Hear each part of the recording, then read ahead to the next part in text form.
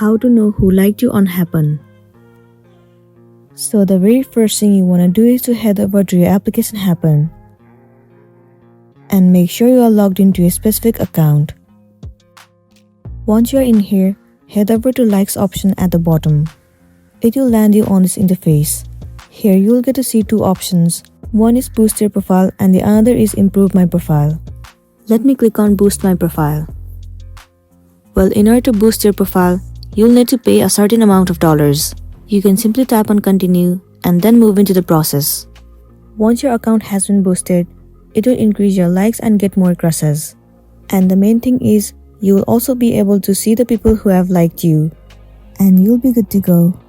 Well, the other thing is, you can also improve your profile by modifying it and making it looks real.